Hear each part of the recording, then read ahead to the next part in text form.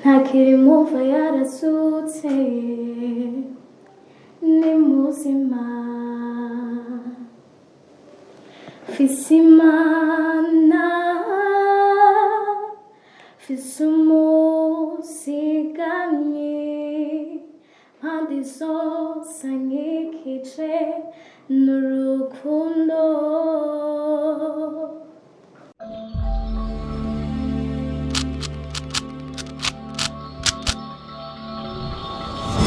ndabaramukije bakunzi ba Nori Pentest Nori Event TV, ndabaha ikaze mu biganiro by'imbonesha kure yacu, aho uyu munsi nongeye kubatumira mu kiganiro amamaza gospel music, aho tuba turi kumwe n'abaririmbyi batandukanye batugezaho ingene Imana iriko irabakoresha mu murimo w'Imana. Rero muri kumwe na Jody nje muri studio za Nori Pentest Nori Event TV, nkaho nongeye kuguha kaze uri kurankurikirana kugira ngo ikiganiro amamaza c'uyu munsi ntikize kugucika. Rero dufise abatumire badasanzwe, abatumire uyu munsi mbona banezerewe cyane, ngiye no kuba hano mu kumbonesha kure yacu. Reka ndabahe kaze baramutse bongere babidondore kaze. Okay, je toi Juvenal. Ego nkaba singera muri Eglise Assemblies of God Fellowship. Ego nkaba n'umurongozi sister wacu ngaha. Ego urakoze Juvenal, umwami Yesu aguha umugisha. Reka ntekanya nawe ndabona umwana muto cyane, umwana akiri muto, umwana akeye mu maso, nawe aturamutse yongere yibwiye nawe ko badukurikirana. Anje nitwa Irakoze Nicole, ndi umuririmbyi wo muri Lights of Jesus kuri Assemblies of God in Kamenge. Ego Nicole turagushimiye cyane nawe. Mwabyuma turi kumwe na Juvenal hamwe na Nicole, murabona ko ari abajene bakiri bato. Nicole ni umwana akiri muto cyane, ariko mbona umenga afite ingabire y'Imana iri muri we. Rero ndongeye kubaha kaze mu kumadukurikirana uyu mwanya, ntubacike. Wowe utashaka kumonda kwinginze ngo uje ku murongo wumvirize ikiganiro cy'uyu munsi amamaza, kirimwo amavuta y'Imana, kirimwo ubwiza bw'Imana butangaje. Uyu mwana ntuze kugucika, ndaguhaye kaze. Reka ntangure kubaza uyu mwana ngaha tubona umwana anezerewe cyane. Nicole uranezerewe cyane? Ego ndanezerewe. Ego natwe tuhembewe kuba twakwakirana hano mu kumbonesha kure yacu, twumva duhimbawe cyane uko turi kumwe nawe uyu munsi hano. Ndazi ko nako badukwena banezerewe cyane no kuba bari bakubona ngaha. Ego ndagushimiye cyane Nicole. None Nicole umbwiye ngo uri umuririmbyi, ko umuntu ukiri umwana akiri muto cyane watanguye kuririmba agiye mu kuririmba, mbona uri umwana muto cyane umengo ntaragera ahantu yokora umurimo wo kuririmba, umurimo ugoye cyane, umengo ni umurimo usaba ko umuntu bisaba ko yitanga. Watanguye kurikora umurimo wo kuririmba? Tanguye kuririmba ndi umwana muto mfise imyaka 7, natanguye kuririmba. Ego mwabyumvise Nicole ngo watanguye kuririmba afise imyaka 7, ariko wo kubana uti none umwana w'imyaka 7 yotangura kuririmba gute? None Nicole nike cyatumye yumva ko wotangura kuririmba ukiri umwana muto, ko nzi benshi usanga birukira mu tuntu ntibogenda gukina nk'abana bakiri bato, ariko ugahitamo umwuga wo kuririmba? Narakunze cyane uburirimbyi, numvise abandi bariko baririmba. Ego urumva ko bikubayemwo? Ego nanje no hashika.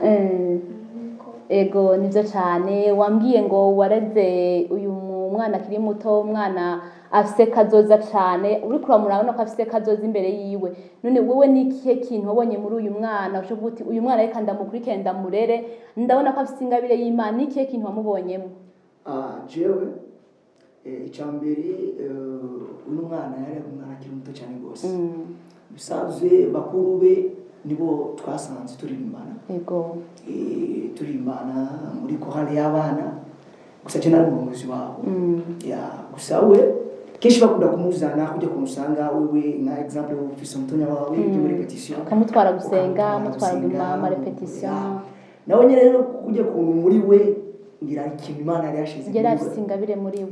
kujya ku rero tutagira repetition n'abakabari kijya kintu kikaguma kidukura kigaragaza kumva nyene ndiko ndumva ariko aririmba, nanga kumva ati ndiko numva ijwi ridasanzwe muri we, ndiko kumva ariko aduza ikintu nyene kiri difference n'icabandi. Maze kumva gutyo nangura kumukorera ko nyene ama travail gutyo.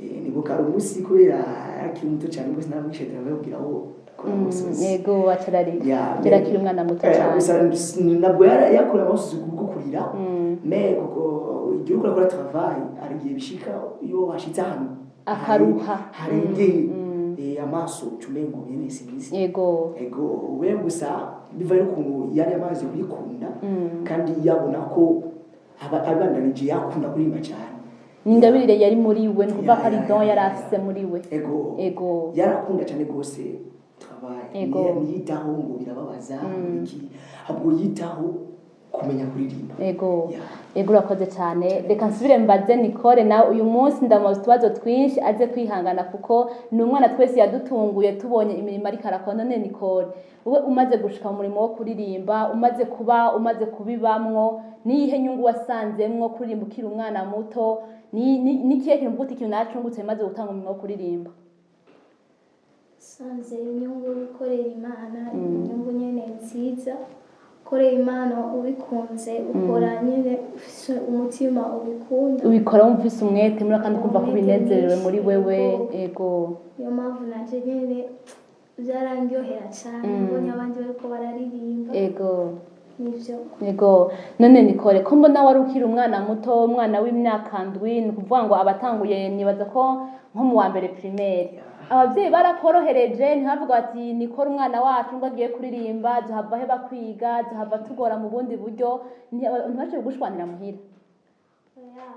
jewe kubera ndabikundanye ikintu nkunda naho vyoba gute ndagerageza nkagira umwete nkagikora zo kw'ishuri nkagenda kw'ishuri kandi nkiga. None warabitora kw'ishure nta sheke wigeze ugira ngo nukuri wakoze umurimo wo kuririmba nta na kimwe vyose vyabonye bigenda neza? Ego urumva ko iyo umuntu ariko arakorera Imana Imana itegeza kumucinze muvyo ariko arakora byose.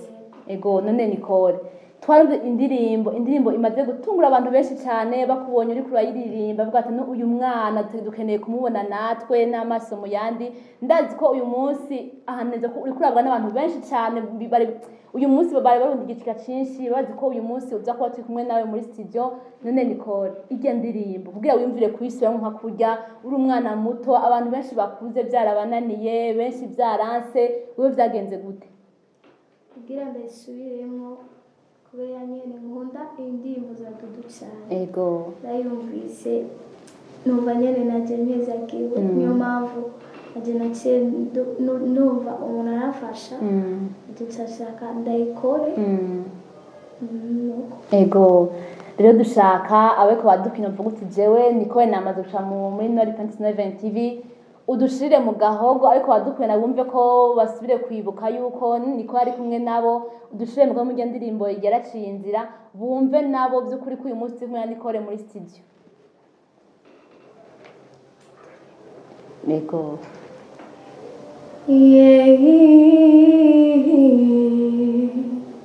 ntakiri muva yarasutse ni muzima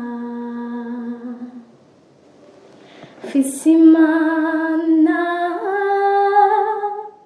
fise umusigamyi mpande zose ankikije n'urukundo ndakomeje singisubira inyuma ko Yesu yanesheje nanje nzonesha yaraciye inzira ico ni hazima singifise ukoba Yesu ariho yarasutse ni muzima shima izina ryiwe umwami wacu aganje mu bubasha ubu n'ibihe byose shima izina ryiwe umwami wacu Yesu aganje mu bubasha ubu n'ibihe byose. Nicole tumuha amashyi cyane tumukomere amashyi rwose. Nicole niwe wiyumva gute iyo umaze kuba ufise ijwi nk'iryo ufise ingabire nk'iyo ushobora kwigana umuntu uri umwana akiri muto cyane Nicole wiyumva gute? Yumva nezerewe cyane kuko yari ibintu nkunda cyane ego ari ibintu byari muri jewe ni ukuvuga ngo aho abandi bana usanga bahoha ibindi wowe waha kuririmba urumva ko muri wewe bikurimwo Nicole ndiko ndarimba urumva ko nzoba umuririmbyi akomeye cyane wo muri rwego rwo hejuru usanga abandi bariko barakina ngo jewe gusa Ego. birabanyita nk'umusazi wasanga kuko nivyo uburi mu yindi si abandi wewe batarimwo uburi mu kindi kiri abandi badashobora kugereramo ego none Nicole ko tubona ko umwana ukiri muto ufite imyaka ingahe kugira ngo kwaduka bumve vy'ukuri Nicole umuntu turi kumwe atari kuri afite imyaka 7 uyu munsi imyaka agezeko uyu munsi mfise niho ngikwize imyaka 12 nayikwijije kwezi kw'icenda tariki 6 ego umwana afise 12 amaze gusubiramwo umuririmbyi amaze kwigana abaririmbyi b'abahanga bakoze ibintu bikomeye cyane murumva yuko Imana iriko irahagurutsa n'inzu yazikiri nto cyane ziko zirakorera Imana mu rugero rushimishije none Nicole ikintu wotera intege urundi gwaruka abandi bana bakingana nk'abana bakiri bato ikintu wana ko usanga abana benshi baje mu bidahesha Imana icubaro ugasanga bagenda ukora ibindi bintu ugasanga ntabwo bishimisha Imana nikiye kintu wohanura ugwaruka gubu kiye kintu wohanura abana kugiye basubashe gukorera mu murimo w'Imana bakure baba buzi ibintu by'Imana nihe mpanuro utanga ku bandi bana ko gukurikirana uyu munsi tunababwira nuko bakunda nabo tunaje nakunze gukorera Imana kwimbaza ibintu by'uko nyene bakunda Imana nyene atakuja mu bindi bintu byo hanze ego mwabyumvise ngo mwabana arabahanuye ngo Nicole mukunde umurimo wo kuririmba mukunde umurimo wo gukorera Imana kuko nawe yabibonye nk'umugisha nawe yabibonyemwo ikiganza ciza c'Imana none Nicole nta yindi ndirimbo washoboye gukora cyangwa ushoboye guta indirimbo nashoboye kuyisubiramwo umaze gusinya indirimbo ya Dudu yonyene ego nta nahantu baragutumira ugende nko mu maconcert cyangwa mu bikorane umunsi twatumiye Nicole turabe ingabire Imana mvuga ngo kuri tere babone icyo Imana yagushizemwo nta hantu baragutumira ugende mu maconcert mu bikorane nta bashobora kuja bisanzwe baraba mpamagara gusa sinumubite bakamamagara gusa ndabafasha kuri baking ego baramaze kubona ingabire muri we baramaze kubona yuko nubwo uri umwana uri muto ariko hari ikintu Imana yaguteretsemwo ego reka mbaze uyu muvyeyi navango ni umuvyeyi yakureze mu buryo bwo gukorera Imana ndakubaze gato nawe kuva Nicole umaze kumwegera kuva Nicole umaze kumuba hafi mu murimo wo kuririmba nikihe kintu kitari kiyamugora kenshi gutanga namukosoro kugira ngo nawe ashobore gufata urinzira nawe ndiko nifuza ko umwana azofata ikintu no baramukosoye cyane cyane ikintu nje nahura mu buzima bwanje ndatahura neza ko umurimo wo kuririmba Satani nagwanya cyane gose kandi cyane gose kandi je kenshi n'abanzi babona kenshi ndi difference ko je ndumuride ni mushipulida kenshi barakunda kumbwira ngo uratandukanye n'abandi kandi suko ndafise ubwenge cyane ko ndabishoboye nuko kenshi mu buzima bwanje ndakunda gusenga kandi ndakunda gusoma ijambo ry'Imana kandi ndimuvuga butumwa rero kenshi ndatabura neza ko abaririmbyi benshi iyo atajambo kubera atajambo bafise muri bo kenshi usanga baririmba mbega bageze hanze baca birongora nta mpemu yera barongora ibyo bashaka bacuma usanga nuko ikiri muri jewe nane mpamvu ikira mukuru kenshi nkunda kumubwira Nicole amenye neza ko ijwi giwiwe numva sibyo nabwo rizohezagira abantu habwo ubuzima buri muri bo nibwo buzohezagira abantu kuko ijwi ryo riraryohera abantu bakaryoherwa gusa bafise icyo giza mugabo mu buzima bw'imyemu yagira icyo abafise mugabo rero iyo kenshi ndakunda kumubwira ati kunda gusenga kunde gusoma ijambo ry'Imana icyo cyo iyo cyubatse muri wewe umva ibyo uzokora byose bizogira ikimaze mu buzima bw'abantu n'igihe uzosura indirimbo kuko n'igihe yagiye muri studio namubwiye ijambo ati ejo umva nabwo ati ejo tuzogera muri studio uwo munsi nabwo ati uno munsi bararusenga umwana akiri muto nk'uguti gusenga kumva bimurimwo kuko ndazi neza ko iyo ari indirimbo yayisengeye neza uzoyumva wese azokumva kuweza umfite abaye amavuta y'Imana nubwo asohora ijwi hari ikindi kintu kiba kiri muri we bituma abantu bashobora guheza kuno ndirimbo nigira Pauline yayumvise yavuze ati sinarizi ko mu Barundi ko hariho abantu bashoboye nk'aba kandi umwana akiri muto atari n'abantu bakuze cyane. na Dudu yaravuze vraiment courage. Ego rero mwabyumvise Nicole ni umwana akiri muto, umwana w'imyaka 12. Nibaze yuko hano mu Burundi abana bake cyane bafite ingahe maze bwa rwego nkuru ari umwana akiri muto cyane nk'uku.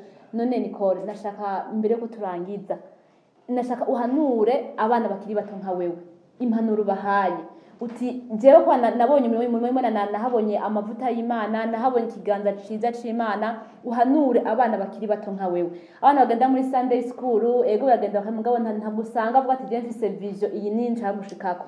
Nashaka Nicole nkuko bari kwaduka abakora kure yacu ababwira ati no hanura impanuro abana bakiri bato bangana nkuko, nubwo baje gusenga ntibagere nyene pour gusenga nyene, ariko vuga ati je ndafise vision nshaka ko nzoshike. Niko nihe impanuro hanurirwa rukari ruto nawe uyu munsi?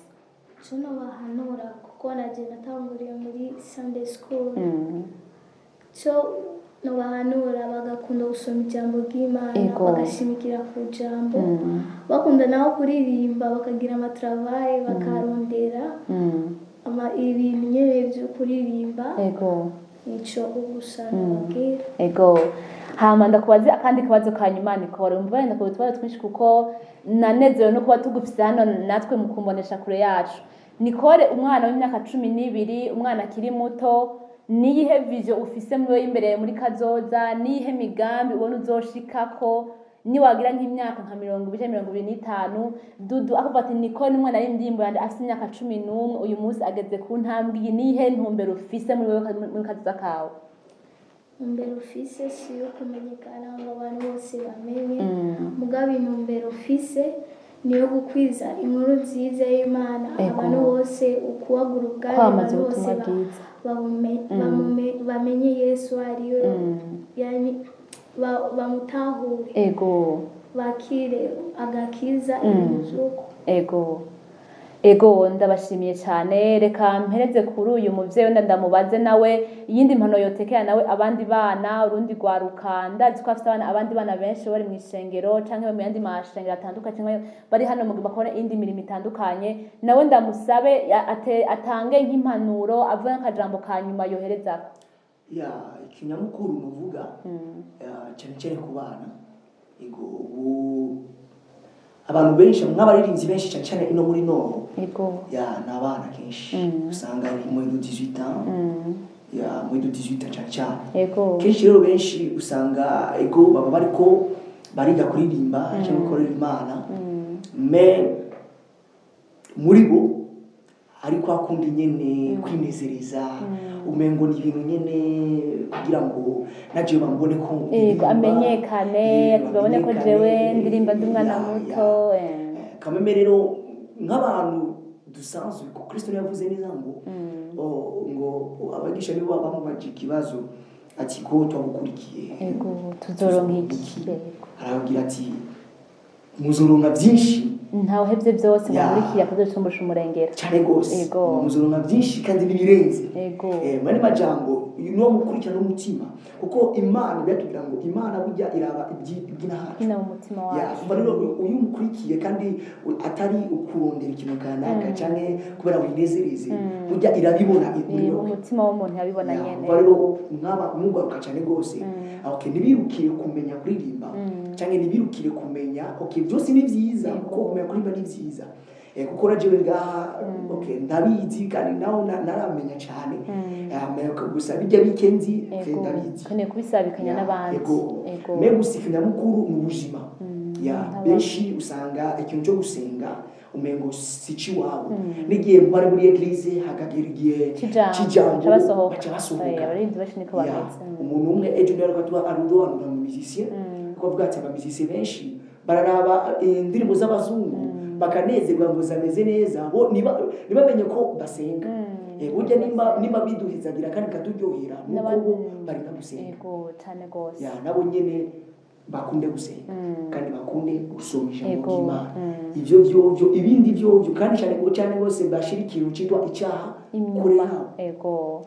Kuko ikintu cya mbere gicafuza cyane gose abaririmbyi n'icaha Yego. cyane cyane abari muri adolescence imyaka nk'iyi ni imyaka ibigoye cyane abakobwa abahungu copinage ego nitwobabwira ngo bayiheba kuko nibo yiheba ahubwo gusa bagabanye kandi bafata umwanya wo gusoma ijambo. Iyo umaze kuba uri mu ruhande rw'Imana hariho ibintu muri wewe mpemu yarakubuza avuga ati ikintu n'iki bintu ugikora cyane ego rero turabashimiye cyane Juvenal hamwe na Nicole mwaduteye iteka uyu munsi kugira ngo mushobore kutwitaba. Ndazi ko benshi banezerewe ko batwumva ndetse ko bahimbawe n'ikiganiro cyacu amamaza uyu munsi. Rero nkaba ndabashimiye cyane, umwami Yesu abahezagire cyane. namwe bw'Imana yahezagira kubona amatwi mviriye ko n'undi munsi ukazadutumira tuzobita. Ego murakoze cyane.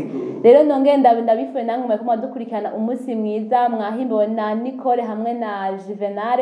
Mwumvise byinshi ku mwana Nicole, mwumvise ko afise vision nziza, mwumvise ko Imana imufiseho imigambi myinshi cyane. Rero nizeye ko mwe ko namba nimbura umwana uri kwanyumviriza, ndizeye ko wakuye icigwa, ndazi ko wakuye amajana ashaka kugufasha muri urugendo rw'Imana turiko turakora. Rero nkabanda kumva ko nongeye kubashimira kumva ko murankurikirana. Nizere ko mushaka guhimbawe n'ibiganiro byacu. Ndakwibutsa mugire j'aime na partage kuko ndashobora gushikirwa nkaba ndabikebanuye.